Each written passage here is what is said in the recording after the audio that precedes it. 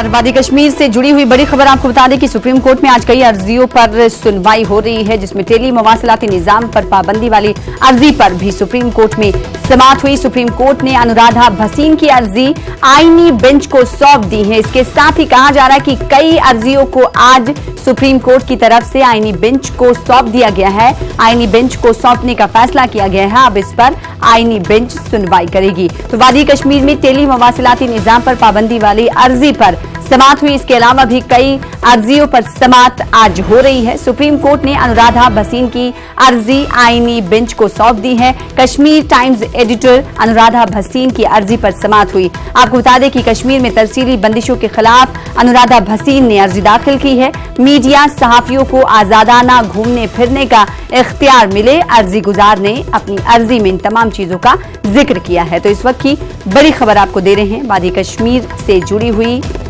Article 370 की मनसूखी से जुड़े हुए कई मामलों पर आज अदालत में सुनवाई हो रही है। पंजाब यूनिवर्सिटी के जरिए उर्दू को गैर मुल्की जबान के शोबे में शामिल किए जाने की शदीद मुखालिफत की जा रही है।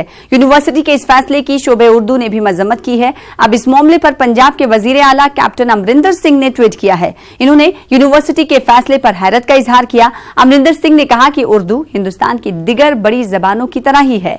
इन्होंने कहा कि वो इस पूरे मामले पर यूनिवर्सिटी के चांसलर और सेनेटर से बात करेंगे और फैसले पर नजरसानी करने को कहेंगे। तो अमनदीप हमारे साथ जुड़ रहे हैं, हमारे नुमाइंदे चंडीगढ़ से। अमनदीप, उर्दू को गैर मुल्की जबान के जुमरे में रखना और उसके बाद अब वजीर आला अमरिंदर सिंह का ट्वीट, क्या इस हवाले से कुछ कार्रवाई की गई है अब तक?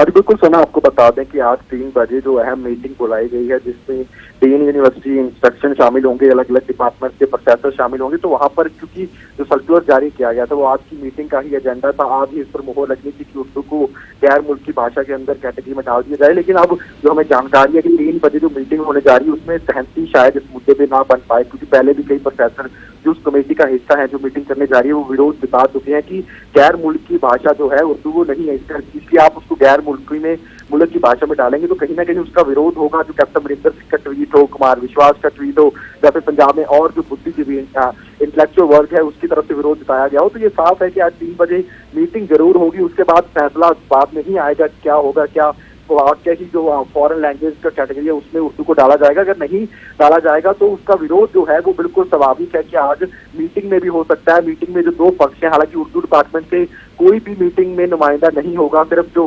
कमेटी के मेंबर जो पहले से तय होते हैं वो हिस्सा लेंगे। लेकिन जो हमें जानकारी है कि इंग्लिश डिपार्टमेंट के प्रोफेसर हैं वो इसका विरोध जता सकते हैं। बाकी कुछ प्रोफेसर और डीन भी इसका विरोध जता सकते हैं कि आप उर्दू को फॉरेन लैंग्वेज की जगह इंडियन लैंग्वेज में रख लीजिए, फॉरेन में मत रखिए। उस पर सहमति शायद ना बन पाए। हो सकता है कि आज जो फैसला विरोध हुआ है, जैसे पंजाब के सीएम का ट्वीट हो, जिन्होंने खुद कहा था कि मैं तो खुद हैरान हूं कि यूनिवर्सिटी ऐसा फैसला कैसे ले सकती है। और उसके बाद कुमार विश्वास भी कह चुके हैं कि ये पीरों फकीरों की भाषा है, ये किसी अमेरिका की भाषा नहीं है, ये पंजाब में ही पली बड़ी हुई है, पूरे भारत में पली बड़ी हुई है, ये देश की भाषा है। तो अब हो सकता है कि जो फैसला लिया गया था, जो सर्कुलर जारी किया गया था उसमें बदलाव किए जाए और आज विवाद के बाद पंजाब मुख्यमंत्री के हस्तक्षेप के बाद ये फैसला वापस ले लिया जाए। जी अमनदीप, थोड़ा सा बैकग्राउंड में जाना चाहेंगे।